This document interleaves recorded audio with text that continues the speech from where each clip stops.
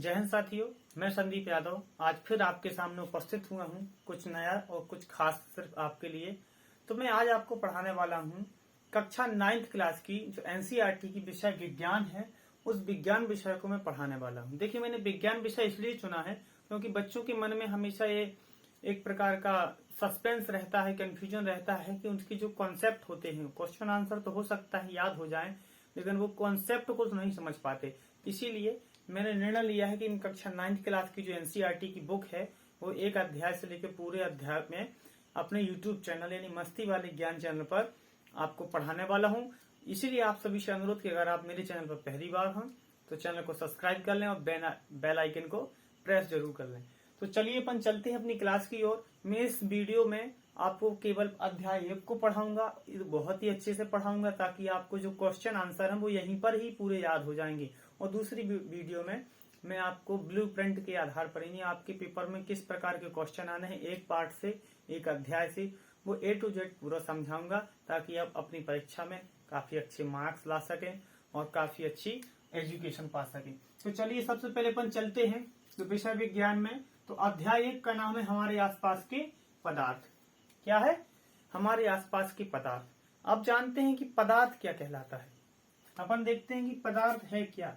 भाई पदार्थ वास्तव में है क्या, है कि नहीं? अपन ने पढ़ा है पदार्थ पदार्थ पदार्थ, लेकिन ये पदार्थ क्या है? देखिए पदार्थ क्या कहलाता है। कोई भी वस्तु जो अपन देखते हैं या महसूस करते हैं वो हर वस्तु पदार्थ है। ठीक है, अगर ये मार्कर है तो ये भी पदार्थ है, ये ब्लैक बोर्ड ये भी पदार्थ है, मैं भी एक पदार्थ हूँ, है कि नहीं? अर्थात देखिए जो वस्तु स्थान घेरती है, जो वस्तु स्थान घेरती है ना, मैं यहाँ पे खड़ा हूं तो मैंने स्थान घेरा हुआ है कि नहीं? ये बोर्ड है, इसमें भी एक स्थान घेरा हुआ है पूरा। ये मार्कर है, ये भी स्थान घेरता है। यानी जो वस्तु स्थान घेरती है तथा जिसका क्या होता है, द्रव्यमान होता है। द्रव्यमान कहलाता है वजन, है ना? जिसका द्रव्यमान होता है, द्रव्यमान होता है वो क्या कहलाती है? वो पदार्थ कहलाती है। ठीक है, ये इसका भी कुछ भार होगा, मेरा भी कुछ वजन है, इस ब्लैक का ही कुछ वजन है। कोई भी वस्तु उसका कुछ वजन होता है, चाहे वो मिलीग्राम में भी हो, लेकिन उसका कुछ ना कुछ वजन होता है, तो वस्तु पदार्थ कहलाती है। तो आप समझ गए जो वस्तु, मैं इसकी देखिए परिभाषा आपको अगली वीडियो में बताऊंगा, अच्छे तरीके से बताऊंगा किस प्रकार से आपको पेपर में लिखना है। लेकिन अगर आप समझ गए कि किस प्रकार से भाई ये अपना वास्तव में अध्याय पूरा, तो आपके बीच में से कहीं से प्रश्न आ गए तो आपके पूरा अध्याय आपको समझ में जाएगा और आप जो भी प्रश्न आएंगे उनको सॉल्व कर लेंगे। ठीक है, तो पदार्थ क्या है? जो वस्तु स्थान घेरती है जिसमें वजन होता है। तो अपन जो भी वस्तु देखते हैं वो प्रत्येक पदार्थ होती है।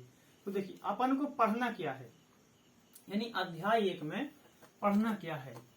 मुख्य रूप से देखिए अध्याय 1 तो बहुत बड़ा है, लेकिन अपन को पढ़ना केवल इसमें 4 चीजें हैं जो आपके पेपर में आने हैं। तो अपन केवल 4 चीजों को पढ़ेंगे। अपन को क्या करना दूसरा का पढ़ के, है कि नहीं? तो अपन पढ़ेंगे सबसे पहले क्या, अपन पढ़ेंगे पदार्थ के गुण। क्या पढ़ेंगे?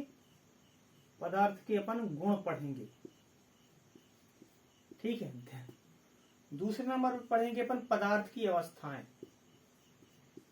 पदार्थ की अवस्थाएं यानी पदार्थ किन किन अवस्थाओं में होता है, ये पढ़ने वाले हैं। तीसरे नंबर पे अपन पढ़ने वाले हैं अवस्था परिवर्तन, यानी पदार्थ की अवस्था यानी सिचुएशन में बदलाव, ये पढ़ने वाले हैं। आपके बदलाव लिखा है, परिवर्तन लिखे दे रहा हूं। ठीक है, पदार्थ की अवस्था परिवर्तन।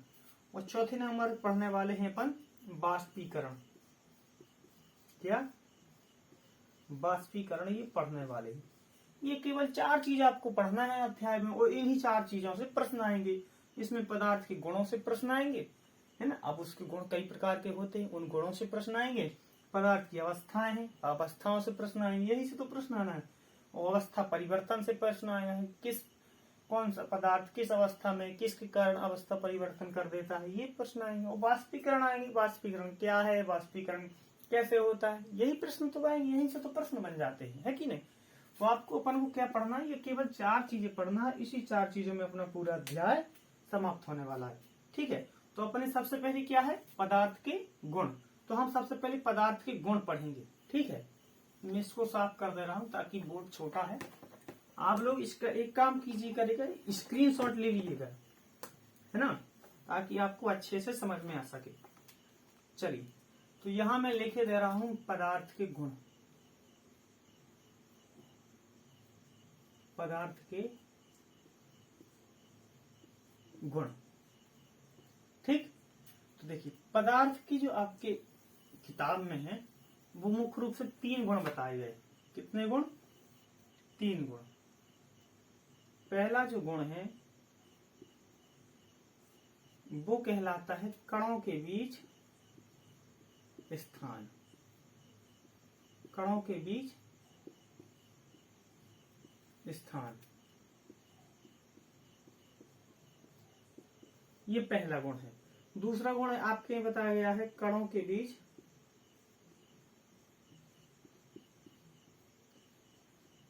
बीच क्या?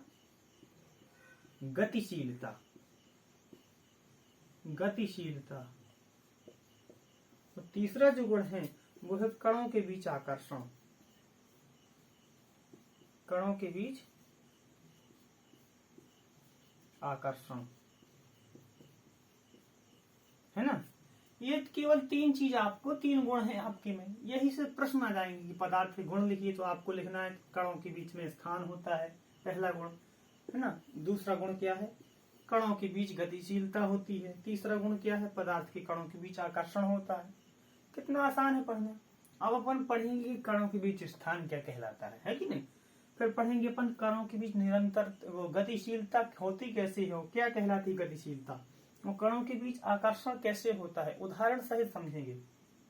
देखिए, अपन क्या करते हैं, कणों के बीच स्थान के लिए अपन क्या करते हैं, एक उदाहरण लेते हैं, एग्जाम्पल लेते हैं अपन। आप देखते हैं कि आपके घर में एक गर्मियों के दिनों में आप हमेशा या कभी भी, जैसे कोई है तो व्यक्ति जब शरबत पीता है पहले तो लेता है उसमें पानी, है कि नहीं। उसने लिया पानी, ये पानी भर लिया, फिर ऊपर से डाली उसने क्या, 1 चम्मच 2 चम्मच शक्कर के दाने। तो आप देखते हैं कि हमें तो यही मानना है, हमारा मानना है कि अगर कुछ डालो बर्तन में पानी है तो वो पानी ऊपर उठना चाहिए, है कि नहीं। लेकिन आप देखते हैं कि शक्कर जब हम डालते हैं तो शक्कर कुछ समय जब घुल जाती है, लेकिन तो पानी जितना पहले था, यानी इधर था जितना पानी, उतना का उतना ही रहता है। क्यों रहता है उतना का उतना? देखिए, मैं अपन का ये गुण है पदार्थ का, कणों के बीच में स्थान रहता है। अगर ये कण है पदार्थ के, किसी पदार्थ के कण है मान लीजिए, ठीक है, तो आप देखते हैं कि इन कणों के बीच में आपको गैप दिख रहे होंगे। हो सकता है वीडियो में थोड़ा कम दिखाई दे, मैं इसको ये देखिए, ये गैप जो है आपको दिखाई दे रहे होंगे, यही गैप कहलाते हैं कणों के बीच स्थान, है ना। तो आप देखते हैं कि जब आपने शक्कर को घोला तो शक्कर के भी कुछ ना कुछ कण होंगे कि नहीं होंगे? होंगे। और पानी के भी कुछ कण होंगे। तो पानी, देखिए, पानी के भी कुछ कण होंगे, तो उस कणों के बीच में भी क्या होगा? स्थान होगा ना पानी के कणों के बीच। तो जो शक्कर के कण हैं वो कहाँ पे चले जाते हैं? पानी में जो कणों के बीच स्थान है उस स्थान पर शक्कर के कण फिट हो जाते हैं, जिससे वो स्थान भर जाता है, है ना। यही कारण है कि 1 चम्मच 2 चम्मच शक्कर डालने के बाद भी पानी का स्तर नहीं बढ़ता, इसलिए हम कह सकते हैं कि कणों के बीच स्थान होता है। ठीक है, कोई भी पदार्थ है उसके कणों के बीच स्थान होता ही होता है, कुछ ना कुछ स्थान होता है। अगर कोई कठोर चीज है तो इसमें कम स्थान होगा, है ना। यानी क्या है, अगर कोई ठोस चीज है तो उसमें स्थान कम होगा, और कोई द्रव चीज है तो उसमें स्थान ज्यादा होगा, और गैसों में स्थान सबसे ज्यादा होता है। ठीक, अब चलिए दूसरा गुण है कणों में गतिशीलता। अब देखते हैं, इसके लिए अपन एक उदाहरण लेते हैं। अपन लेते हैं एक गिलास, इसमें अपन ने डाला पानी, डाल दिया, और ऊपर से अपन क्या करते हैं, अपन डाल देते हैं 1-2 बूंद स्याही। अपन जैसे ही स्याही डाल देते हैं काले कलर की, तो अपन देखते हैं 10 से 15 मिनट के बाद ये पूरा पानी काले रंग का हो जाता है। क्यों? क्योंकि इसके जो कण हैं स्याही की वो गतिशील हैं, वो ऊपर से नीचे तक चल गए कि नहीं चल गए। जी एक और उदाहरण, आपके घर में मम्मी आप लोग की लोग खाना बनाती होंगी, सबकी बनाती हैं, सुबह उठ के पूजा पाठ भी करती होंगी, अगरबत्ती लगाती होंगी, तो आप देखते हैं कि पूजा वाले कमरे से अगरबत्ती की खुशबू जहाँ आप पढ़ते हैं वहां तक आ जाती है। कैसे? क्योंकि जो अगरबत्ती के गैस के कण हैं वो गतिशील हैं, वो उस कमरे से आपके पढ़ाई वाले कमरे तक आ गए, है कि नहीं। इससे स्पष्ट हो जाता है कि कणों के बीच क्या होती है, गतिशीलता होती है। तो ये गुण है कि कणों के बीच स्थान होता है, कणों के बीच गतिशीलता होती है, और कणों के बीच तीसरा क्या है, आकर्षण। अब अपन आकर्षण को समझते हैं। आप मान लीजिए एक पत्थर को अगर आप फोड़ेंगे, है ना, अगर एक पत्थर को फोड़ेंगे तो वो जल्दी टूट जाता है। अगर आप पानी को हाथ मारेंगे तो जल्दी बाहर ऐसे खिसक जाएगा, है ना। अगर आप गुब्बारे को फोड़ेंगे तो वो पूरा हवा उसकी उड़ जाएगी। तो हम इसमें क्या देखते हैं कि भाई किसी किसी चीज में मजबूती से वो बंधे हैं, और किसी किसी चीज में बहुत कम है, और किसी किसी चीज में ना के बराबर है। जैसे कि देखिए ये आप रबड़ है, रबड़ को खींचते हैं तो एक समय बाद खिंच जाती है, लेकिन वो टूट जाती है कि नहीं। तो उसके बीच क्या है, उसके कण आकर्षण तो होता है। अगर आप इधर से पानी डालेंगे हाथ पर तो नीचे नीचे जाएगा बूंद के, तो बूंद थोड़ी नीचे जाएगी, लटकेगी, फिर वो बूंद गिरेगी। वो लटकती क्यों है? क्योंकि उसके पानी के जो कण हैं उनके बीच क्या होता है, आकर्षण होता है, इसीलिए वो बूंद लटकती है। तो हम ये भी कह सकते हैं हमारे तीनों गुणों का वर्णन हो गया कि कणों के बीच स्थान होता है, कणों के बीच गतिशीलता होती है, कणों के बीच क्या होता है, आकर्षण। देखिए मैंने इसको आपके लिए समझाया है, आप सीधी सीधी बात है, आपको याद रखना है कि पदार्थ के गुण कितने होते हैं। आपकी किताब में है 3, कणों के बीच स्थान, कणों के बीच गतिशीलता, कणों के बीच आकर्षण। यही प्रश्न आपके में आएगा। मान लीजिए ये प्रश्न आएगा, बिल्कुल अपमान आपका आएगा ही आएगा, इसलिए आपको याद रखना है, ठीक है। तो आपके पदार्थ के गुण पूरे कंप्लीट हो गए, ठीक है। ये बहुत ही आसान है विज्ञान को पढ़ना, क्योंकि आप जो रोज देखते हैं वही तो विज्ञान है। हमारे आसपास जो हम देखते हैं घर में, चाहे पड़ोस में, स्कूल में जाते समय आते समय, कोई भी चीज क्या है, विज्ञान की ही देन है, और विज्ञान भी उसमें होता है। चलिए तो हमारा दूसरा क्या था, पदार्थ की अवस्थाएं। ये मार्कर स्लो हो रहा है। यहाँ का क्या था, पदार्थ की अवस्थाएं।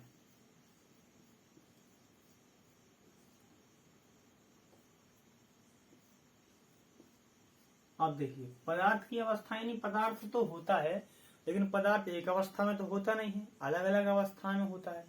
तो मुख्य रूप से अवस्थाएं पदार्थ की आपके में कितनी है, 3 अवस्थाएं बताई गई हैं। अगर आपके में प्रश्न आ रहा है सही विकल्प का चयन कीजिए। पदार्थ की अवस्थाएं होती हैं कितनी, 3 अवस्थाएं होती हैं। कितनी होती हैं, 3। चलिए तो पहली अवस्था का नाम क्या है, ठोस। ठोस, ठीक है। अगर आपके प्रश्न आए अवस्थाएं लिखिए। दूसरी अवस्था द्रव, तीसरी अवस्था गैस। आप लोग इसको याद करते जाइए इधर क्लास में। अगर आपको क्लास में याद हो गया तो काफी अच्छे तरीके से याद हो जाएगा, ठीक है। तो ठोस, द्रव, गैस, ये अवस्थाएं होती हैं पदार्थ की 3। अब सर ठोस क्या है, द्रव क्या है और गैस क्या है, तो चलिए इसको समझते हैं। इसके पहले आपने ध्यान दिया होगा कि हमने पढ़ा था पदार्थ के गुण। उन्हीं गुणों के आधार पर इनका चयन होता है। देखिए किसी भी व्यक्ति का चयन या किसी वस्तु का चयन किसके आधार पर होता है, गुणों के आधार पर। ये नीला चलता है तो हम इसको कहेंगे नीला मार्कर। ये काले कलर का इसलिए हम इसको कहेंगे काला मार्कर, है ना। और ये लंबा है तो हम किसको लंबा कहेंगे, छोटा होता तो छोटा। यानी इसके ये गुण हैं, इसी के आधार पर इसकी पहचान बनती है। अगर मेरी पहचान है कि मैंने आज काली टी शर्ट पहनी हुई है तो ये मेरी पहचान हो गई, है ना। मुझे कहते हैं मेरी लंबाई ज्यादा है तो ये मेरी भी गुण है, इससे मेरी पहचान होती है। मैं विज्ञान को पढ़ाता हूँ यूट्यूब पर तो ये भी एक मेरी पहचान है। तो मेरी पहचान है जो मेरे गुणों के आधार पर होती है। तो प्रत्येक पदार्थ की पहचान किसके आधार पर होती है, उसके गुणों के आधार पर। तो हम गुण पढ़ चुके हैं, कौन कौन से गुण, कणों के बीच स्थान, कणों के बीच गतिशीलता और कणों के बीच आकर्षण। जब हमने इन गुणों को पढ़ा है, हमें पता है ये गुण होते हैं, तो इन्हीं गुणों के बीच हम इनको पढ़ने वाले हैं।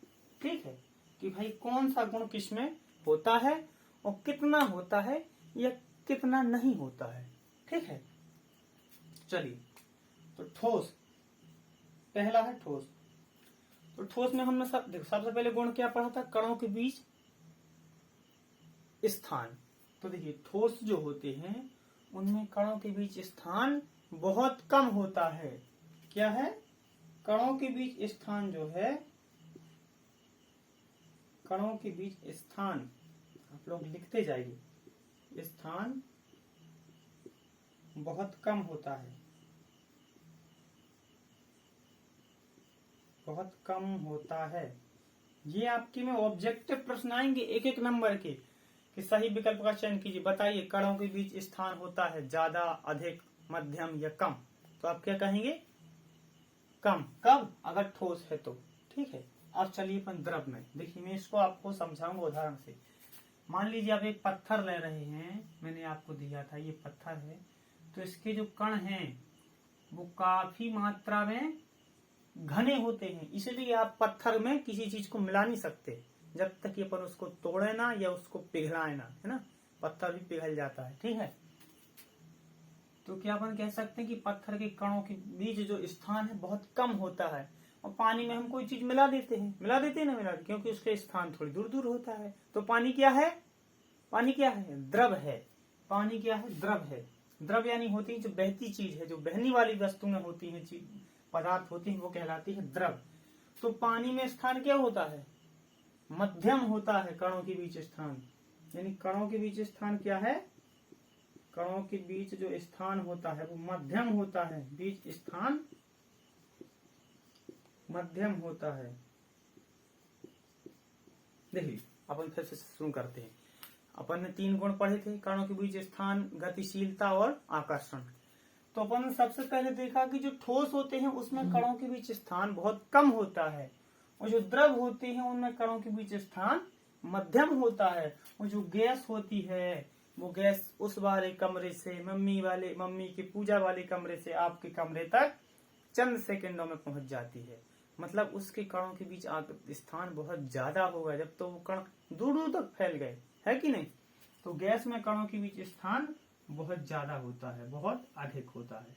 मैं इधर अधिक लिख दे रहा हूं, आप समझ गए। ठीक है, कणों के बीच स्थान इसमें गैस में बहुत ज्यादा होता है। ठीक, ये समझ गए। अब देखो, अब है क्या ठोस के बाद। अब आप ठोस समझ तो गए होंगे, ठोस क्या है।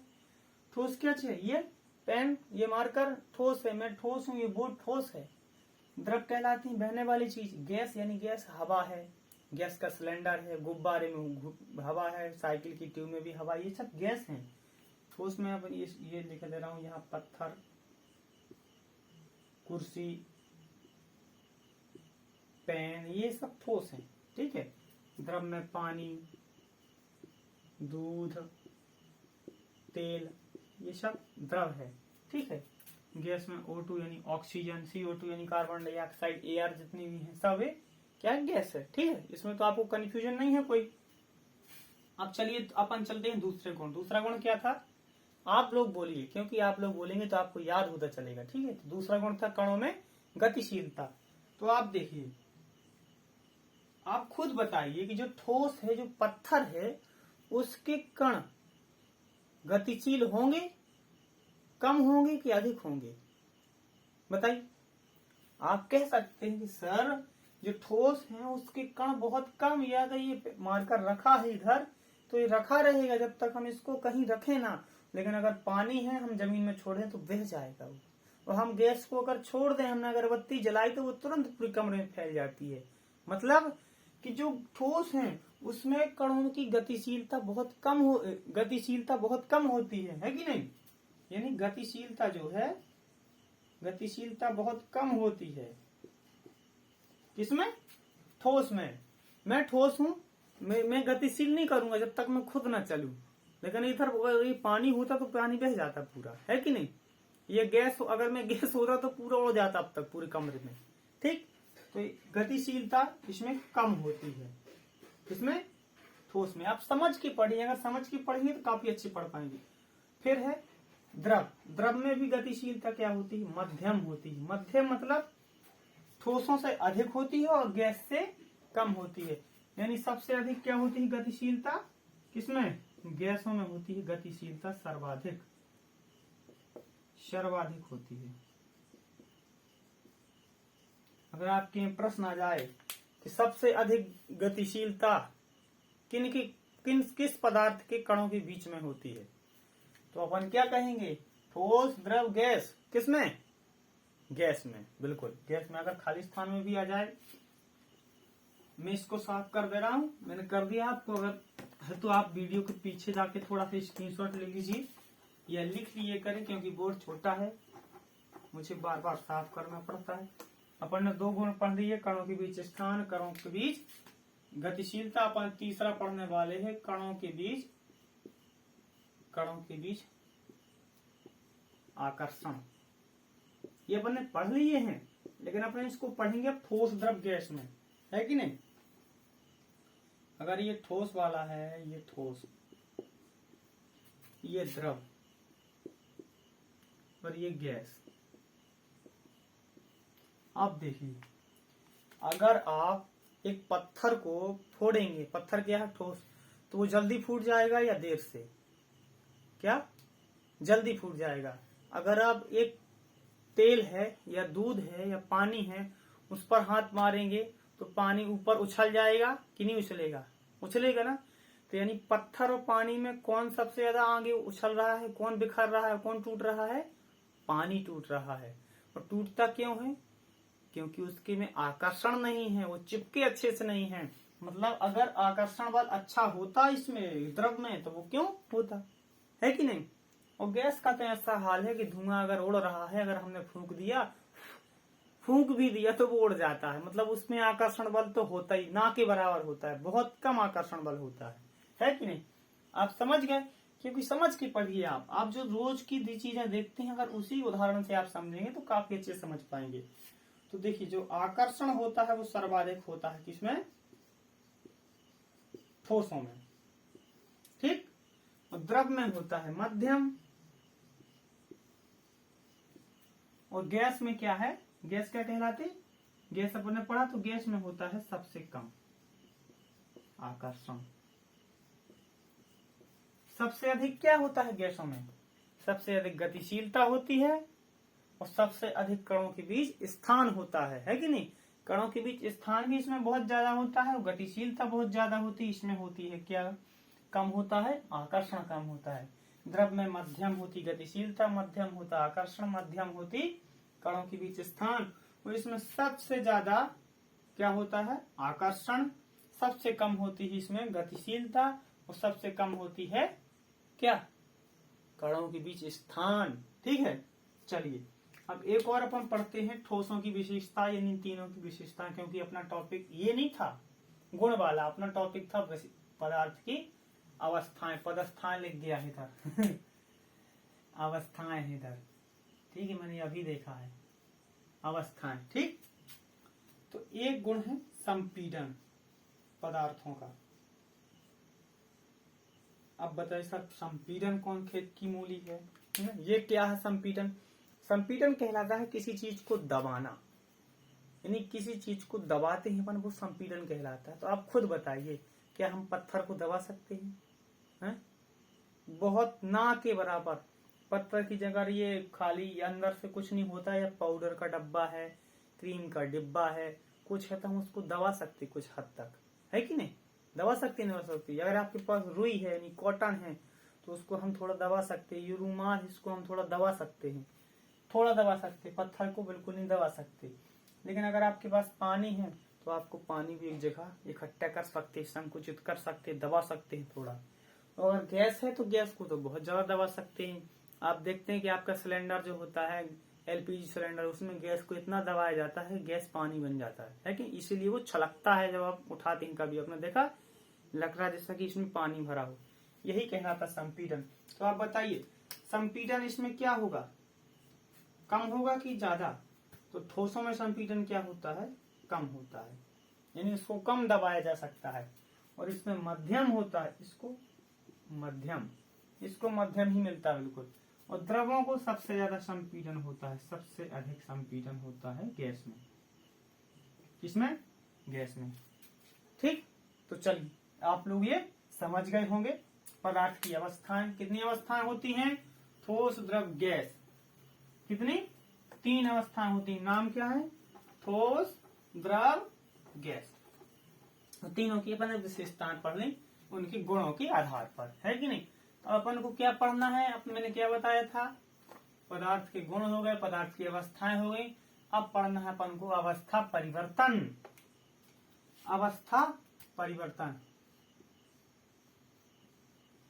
अवस्था परिवर्तन। अब देखिए, अवस्था परिवर्तन है जो, वो स्वतः तो हो नहीं जाता होगा। मैं अगर बैठा हूं, खड़ा हूं इधर, तो अपने मन से तो ऐसे नहीं कि वहां चला जाऊं, मुझे जाना पड़ेगा इधर से इधर। जब मैं जाऊंगा, है ना, तो जब ही मेरी अवस्था में परिवर्तन होगा, मतलब मेरी स्थिति में, अवस्था में नहीं, स्थिति में परिवर्तन होगा। मैं इस स्थिति से इस स्थिति में आ गया। अगर ये है मार्कर है, मैं यहाँ लिख रहा हूँ, जब तक मैं इधर ना लिखूं तो मैं कैसे लिख पाऊंगा? यानी इस स्थिति से इस स्थिति कैसे जाएगी? तो मैं कुछ करना पड़ता है अवस्था परिवर्तन के लिए, या कुछ कारण होता है। तो देखिए, अवस्था परिवर्तन जो है किसी पदार्थ की, वो या फिर तो हम गर्म करके कर सकते हैं, या फिर किसी चीज को दबा कर, है कि नहीं। ये तो बात मानते हैं आप? मानते कि नहीं मानते? चलिए देखिए, तो अगर कोई पदार्थ है तो अपन उसका पढ़ेंगे कि उसके तापमान का क्या प्रभाव पड़ता है। ये भी आपके में है, तापमान का प्रभाव। आप देखिए अपनी किताब में है तापमान का प्रभाव। दूसरा होगा वायुदाब का प्रभाव या दाब का प्रभाव, है कि नहीं। तो अपन पढ़ने वाले हैं तापमान का प्रभाव। क्या है? तापमान का प्रभाव क्या पड़ता है। तो देखिए, तापमान के प्रभाव से आपके में 3 प्रश्न आते हैं बहुत अच्छे अच्छे। पहला, गलनांक क्या है, क्वथनांक क्या है, और प्रसुप्त ऊष्मा क्या है। प्रसुप्त ऊष्मा सबसे महत्वपूर्ण है। क्या? प्रसुप्त ऊष्मा सबसे महत्वपूर्ण होता है, लेकिन अपन पढ़ेंगे सबसे पहले गलनांक।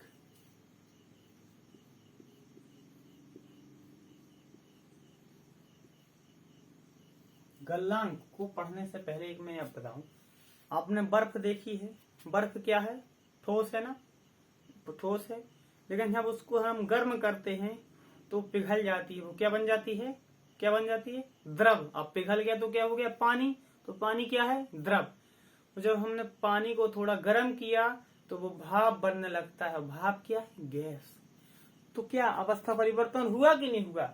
हुआ, यानी अवस्था परिवर्तन होता है कि नहीं। ठोसों में अवस्था परिवर्तन होता है। किस प्रकार से?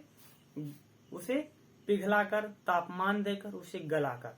तो गलनांक क्या है? देखिए, गलनांक क्या कहलाता है? इसके शब्द से ही स्पष्ट होता है। गल यानी गलाना, यानी पिघलाना। गलनांक किसी अंक, यानी कोई निश्चित टेम्परेचर, तापमान होता है, कोई अंक होता है जिस पर कोई वो चीज गलती है। तो देखिए, सीधी सीधी परिभाषा है इसकी, जिस ताप पर कोई ठोस, याद रखे कोई ठोस, यानी जब जिस ताप पर कोई ठोस क्या होता है? पिघलना प्रारंभ कर दे। पिघलना प्रारंभ, मैंने ये नहीं कहा कि पिघल जाए, मैंने ये नहीं कहा कि जब तक पूरा ना पिघल जाए, मैंने ये कहा कि प्रारंभ कर दे पिघलना। उसे उसका क्या कहते हैं? गलनांक। यानी बर्फ को जब हमने गर्म किया तो जिस ताप पर हमने उसको गर्म किया और जब वो पिघलना चालू हुआ बर्फ, उस जब शुरुआत हुई पिघलने की तो उसको कहते हैं गलनांक। क्या कहते हैं? गलनांक। या आप देखते हैं डालडा, आपने देखा होगा घरों में, डालडा को जब हम कढ़ाई में डालते हैं, है ना, जब कढ़ाई में हमने उसको डाला तो वो धीरे धीरे पिघलना चालू होता है। तो जब वो पिघलना शुरुआत करता है पिघलने की, वही कहलाता है पता उसका गलनांक। एक समय लोहे को भी आप देखते हैं कि लोहे को आप जब गर्म करते हैं तो वो लाल होता है, लाल होने के पश्चात और लाल होता है बहुत ज्यादा, फिर एक समय वो पिघलने लगता है, वही उसका गलनांक कहलाता है जब वो पिघलना शुरुआत करता है पिघलने की। ठीक, तो आप गलनांक समझ गए किस में होता है गलनांक? ठोसों में। ठीक, ठोसों में होता है गलनांक। अब देखिए, अब यह मैंने बोला था ये है क्वथनांक। क्वथनांक कहलाता है, क्वथ यानी आप देखिए क्वथ, खोलना, उबलना। उबलता कौन है? ये तो नहीं है कि कोई पत्थर है तो उबलने लगेगा, कोई लोहा है तो उबलने लगेगा, बर्फ है तो उबलने लगेगा। उबलेगा तो क्या?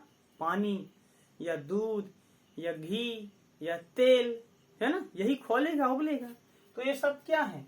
ये क्या है? दूध, पानी, तेल, क्या है ये द्रव है। यानी जब कोई द्रव क्या है, इधर क्या था, जब कोई ठोस पिघलना प्रारंभ कर दे, पिघलना, जब कोई द्रव उबलना प्रारंभ कर दे। देखिए कितनी आसान है विज्ञान को पढ़ना। आप अपने घरों से उदाहरण समझिए ना। जब कोई द्रव क्या कर दे? उबलना प्रारंभ कर दे।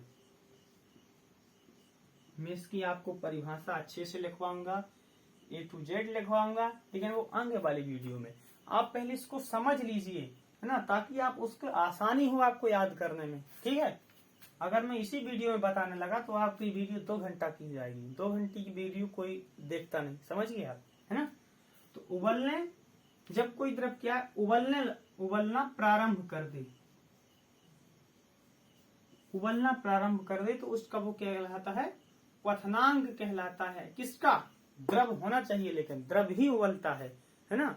अगर मुझे कोई गर्म करेगा तो मैं उबलने ही लगूंगा, पहले मैं पिघलूंगा फिर उबलूंगा। ठीक है, तो क्वथनांक क्या कहलाता है कि जिस ताप पर, जिस न्यूनतम ताप पर, न्यूनतम होना चाहिए। न्यूनतम क्यों? क्योंकि देखिए जब वो प्रारंभ करता है तो उस टेम्परेचर होता है कम, जब वो पूरा पिघल जाता है तो तापमान थोड़ी वृद्धि होती है। तो वृद्धि वाले से तो कम होता ना, यानी न्यून होता है ना। यानी जिस ताप पर कोई पदार्थ या कोई ठोस गलनांक, ये क्या, जिस न्यूनतम ताप पर कोई ठोस पिघलना प्रारंभ कर दे उसका गलनांक कहते हैं। और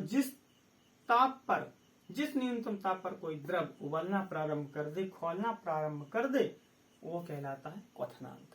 ठीक, क्या कहलाता है? क्वथनांक। चलिए, अब मैंने एक और बोला था प्रसुप्त ऊष्मा। प्रसुप्त ऊष्मा, अब देखिए आप, प्रसुप्त यानी होता है गुप्त टाइप की, यानी जब कोई ऊष्मा प्रसुप्त हो जाए, शून्य हो जाए।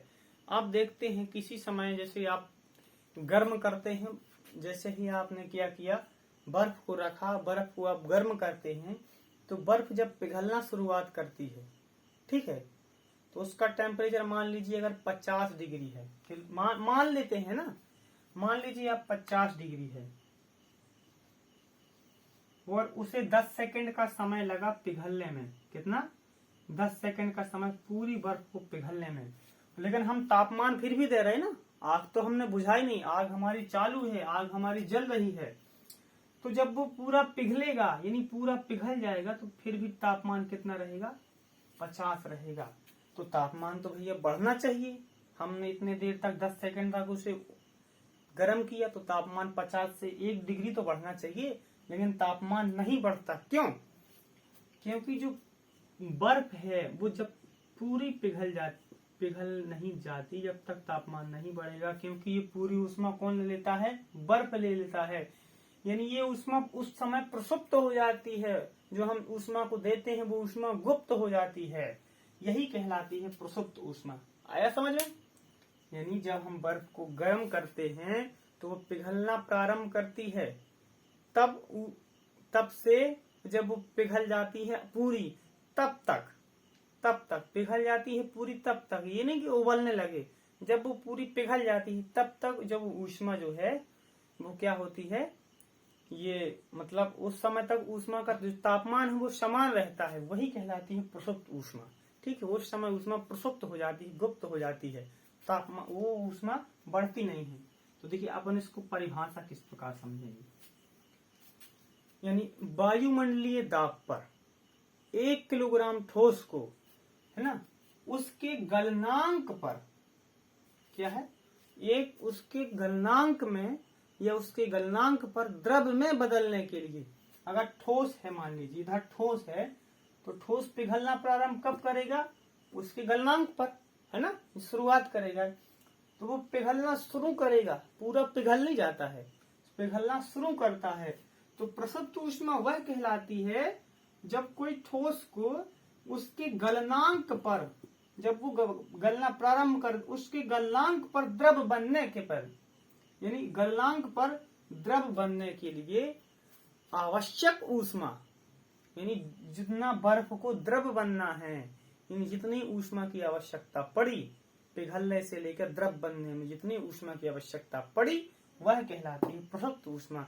यानी वायुमंडलीय दाब पर 1 किलोग्राम, एक वायुमंडलीय दाब पर किसी ठोस को 1 किलोग्राम किसी ठोस को उसके गलनांक पर द्रव बनने के लिए आवश्यक ऊष्मा की मात्रा को या आवश्यक ऊष्मा को प्रसुप्त ऊष्मा कहा जाता है। ठीक, आपको बहुत ही अच्छे से मैंने समझा दिया है, ये आपको समझ में आ गया होगा। फिर भी आपको कंफ्यूजन है तो आप वीडियो को एक बार थोड़ा सा बैक करिए और देख लीजिए। ठीक है, चलते और चैनल को लाइक करते चलें।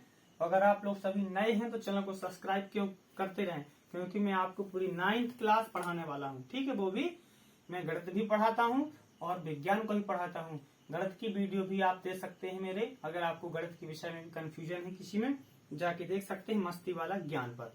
चलिए, तो अपने ये हो गया प्रकार से अवस्था पर तापमान का प्रभाव। ठीक, तापमान वाला। इसमें एक और आता है ऊर्ध्वपातन। क्या, ऊर्ध्वपातन। अब ये ऊर्ध्वपातन क्या है, ऊर्ध्वपातन की सीधी सीधी परिभाषा है, यह क्या है कि जब कोई ठोस पदार्थ द्रव अवस्था में न जाकर के सीधे गैसीय अवस्था में परिवर्तित हो जाता है, इस प्रक्रिया को कहते हैं ऊर्ध्वपातन। आपने देखा कि हमने बर्फ को गर्म किया तो बर्फ पहले क्या था, ठोस यानी सॉलिड यानी एस, ठोस यानी इंग्लिश में कहते हैं सॉलिड, और लिक्विड को कहते हैं द्रव यानी एल, और गैस को कहते हैं गैस, मैंने जी बना दिया। यानी जब कोई ठोस पहले क्या बनेगा, द्रव बनेगा ना, बर्फ पहले क्या होगा, पिघला तो द्रव बन गया, फिर उसके बाद उबलना प्रारंभ हुआ तो उसकी भाप बनी। तो क्या है ऊर्ध्वपातन, ऊर्ध्वपातन में क्या होता है, ये ठोस से द्रव नहीं बनता, ठोस से द्रव नहीं बनता, सीधा ठोस से क्या बन जाता है, गैस, है ना, इसको छोड़ देता है, ये जंप कर जाता है इसको, बिल्कुल मतलब इसको ये खा जाता है, खत्म। यानी कोई ठोस, अब सोचिए अगर किसी अपन उसको कुछ ऊष्मा दें या ताप दें तो ये ठोस जो है वो द्रव नहीं बनेगा, सीधे गैस बन जाता है। यह प्रक्रिया कहलाती है ऊर्ध्वपातन। अब ये प्रक्रिया होती कैसे है, आप लोगों ने कपूर देखा, कपूर जो आपके घरों में पूजा करते समय, आपको आरती करते समय प्रयोग होता है। जब हम उस कपूर को जलाते हैं तो वो कपूर क्या है, वो कपूर पिघलता है, नहीं पिघलता, जलता है और सीधे गैस बन के उड़ जाता है। कपूर का जलना किसका उदाहरण है, ऊर्ध्वपातन का। आपके प्रश्न आएगा कि कपूर का जलना किसका उदाहरण है, ऊर्ध्वपातन का। अरे ये भी प्रश्न आ जाए कि ऊर्ध्वपातन किसे कहते हैं, इसका उदाहरण दीजिए। तो जब कोई ठोस पदार्थ गैसीय द्रव अवस्था में न जाकर डायरेक्ट सीधे गैसीय अवस्था में चला जाए, उसे कहते हैं ऊर्ध्वपातन। इसका उदाहरण है कपूर का जलना। ठीक, इस प्रकार से ये आपका समाप्त हो गया। अब अपन चलते हैं दाब पर। मैंने एक बताया था आपको, संपीड़न बताया था, दाब को मैंने संपीड़न बताया था। दाब वाले पे अपन देखते हैं दाब क्या है। दाब कहलाता है किसी चीज पर लगा प्रेशर, है ना, दाब। तो आप देखते हैं कि अगर हम गैस को संपीड़ित करें यानी हम दबाएं तो वह क्या बन जाती है, द्रव बन जाती है। कैसे, इसका उदाहरण है आपके घर में सिलेंडर हैं, एलपीजी गैस के सिलेंडर हैं, सभी के घर में कनेक्शन होते हैं। वो आप देखते हैं कि गैस सिलेंडर जो है, आप जब उसको चलाते हैं, हिलाते हैं थोड़ा, तो उसमें देखते हैं कि वो पानी के जैसे आवाज आती है, जैसे कि उसमें पानी भरा हो, लेकिन वो पानी तो होता नहीं है, वो होता है क्या, गैस। लेकिन वो गैस पानी कैसे बन गया, वो बन जाता है दाब के कारण। किसके कारण, दाब के कारण। उसको इतना दबाया जाता है, उसको इतना दाब दिया जाता है, इतना प्रेशर दिया जाता है, इतना संपीड़ित किया जाता है कि वो गैस किसमें बदल जाता है, द्रव में। तो हम जान गए कि ताप, अगर हम तापमान देंगे तो कोई पदार्थ की अवस्था परिवर्तित हो जाती है, ठोस गैस में द्रव में बन जाता है, और द्रव गैस में बन जाता है, और कहीं कहीं तो ठोस से डायरेक्ट द्रव भी, गैस भी बन जाती है, क्रिया ऊर्ध्वपातन कहलाती है। और दाब में हमने देखा कि जो द्रव है वो किस में बन गैस कैसे, हाँ गैस किस में बन जाती है, द्रव में बन जाती है। ठीक है, तो देखिए यहाँ मैं एक आपको चित्र बनाता हूँ बहुत अच्छा। यहाँ मैंने लिखा ठोस, आपकी पुस्तक में है। यहाँ लिखा मैंने आप द्रव।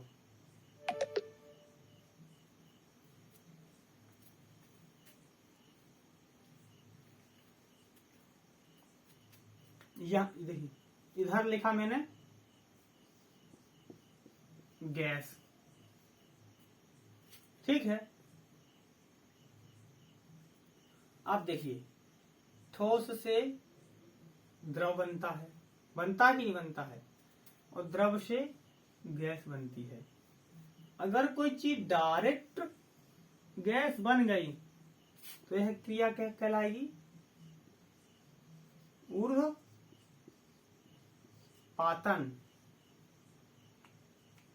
क्या कहलाएगी, ऊर्ध्वपातन। तीर का निशान में इधर लगा दे रहा हूं, यानी इस तरफ ये यहां से यहां जा रहा है। लेकिन अगर कोई गैस क्या बन गई, अगर कोई गैस डायरेक्ट बन गई ठोस, बन जाती नहीं। फ्रीजर में जो शुष्क कार्बन डाइऑक्साइड होती है, शुष्क कार्बन डाइऑक्साइड का उदाहरण है। तो इस क्रिया को कहते हैं निक्षेपण। क्या कहलाती है, निक्षेपण। कौन सी क्रिया, जब गैस डायरेक्ट बन जाए ठोस, और जब ठोस बन जाए डायरेक्ट गैस तो ऊर्ध्वपातन। ठीक, समझ गए आप। तो ठोस किसके कारण द्रव बनता है, गलनांक के द्वारा, है कि नहीं। और द्रव किसके द्वारा गैस बनता है, क्वथनांक के द्वारा। ठीक, खत्म। इतना सा चैप्टर है। अवस्था परिवर्तन आपका कंप्लीट हो गया। अब अपन को क्या पढ़ना है, वाष्पीकरण। बस इतना ही तो है।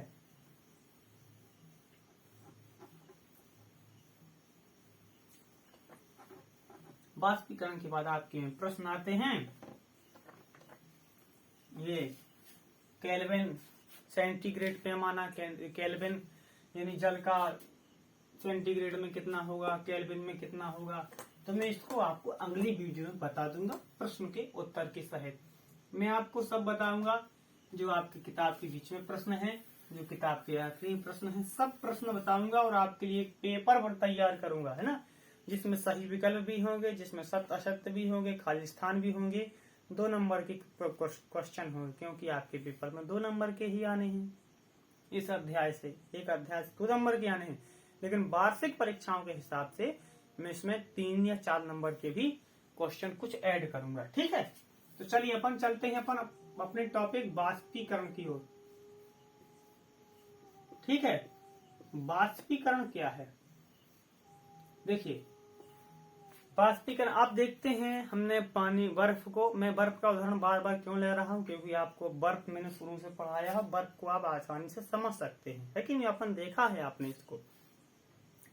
तो आप जब पानी, बर्फ को आपने गर्म किया तो वो पिघल गई, लेकिन जब वो पिघली तो थोड़ी देर में गर्म हुई और भाप बनने लगती है, ना भाप, उड़ने लगता है। अगर आप चाय बनाते घर में तो चाय को भी आप उबलती है जब वो, तो भाप बन के उड़ने लगती है।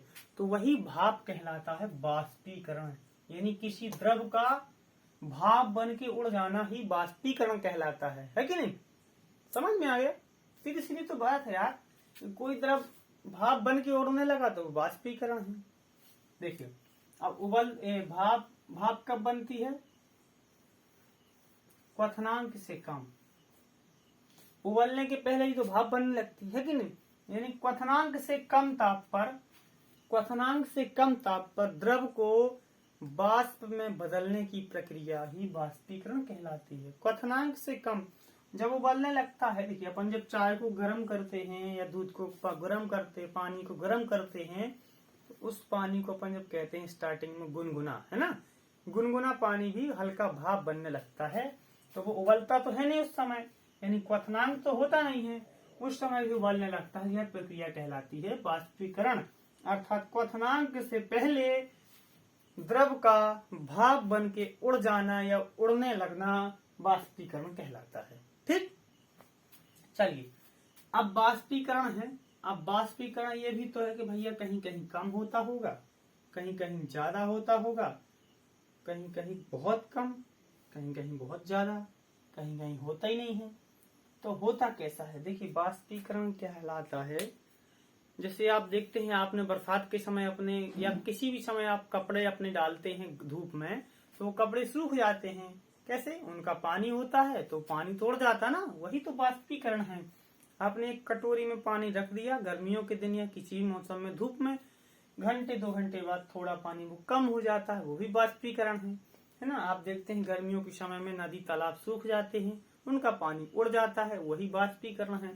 ठीक, तो देखिए वाष्पीकरण को एक प्रश्न है आपके में, वाष्पीकरण को प्रभावित करने वाले कारक, यानी वाष्पीकरण को, यानी देखिए कोई भी चीज है, हर चीज को कोई ना कोई प्रभावित करता है।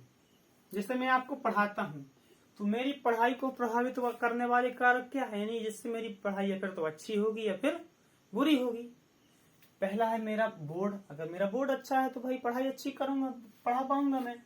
मेरा मार्कर, ये एक कारक है मार्कर, अगर मेरा मार्कर अच्छे से चल रहा है, आपको दिख रहा है, तो इसमें भी मेरा पढ़ाई पे अच्छा और बुरा पर असर पड़ेगा।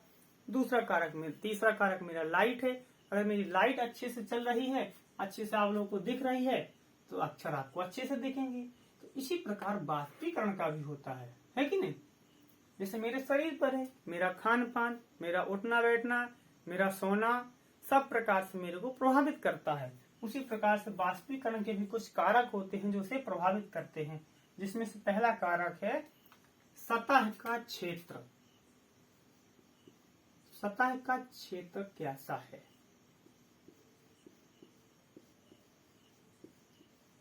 सतह का क्षेत्र ये देख लीजिए, आपने देखा होगा, अगर आप बरसात के समय अपने कपड़ों को फैलाकर या गर्म किसी भी मौसम में अगर अपने कपड़ों को आप फैलाकर डालते हैं तो वो जल्दी सूख जाते हैं, अपेक्षाकृत किसके, अगर आप उसको इकट्ठे करके डालें, है ना। अगर आपने एक कपड़ा, मान लीजिए मेरी रुमाल है, मैंने इसको कुछ ऐसे नहीं किया, ऐसे इसको गीला किया और ऐसे टांग दिया, तो ये ऐसे में जल्दी सूखेगा या फिर ऐसे डालने में जल्दी सूखेगा? निश्चित तौर पर आप कहेंगे सर ये ऐसे में आपको इस डाल दूं सुखाने को तो जल्दी सूख जाएगा। क्यों? इसका पृष्ठ क्षेत्र बढ़ गया ना, ये पहले अब इतना हो गया, पहले इतना सा था, है ना, यानी क्षेत्र बढ़ गया। यानी क्षेत्र बढ़ने से क्या है, जल्दी सूख गया। जल्दी क्यों सूख गया? क्योंकि वाष्पीकरण हो गया। यानी क्षेत्र बढ़ने से वाष्पीकरण क्या होता है, बढ़ता है। यानी अगर ये क्षेत्र प्लस होगा तो वाष्पीकरण बढ़ेगा ऊपर की ओर, यानी और बढ़ेगा। अगर वाष्पीकरण क्या है, कम है, तो क्षेत्र कम है तो वाष्पीकरण क्या होगा, कम होगा। ठीक, आए समझ में?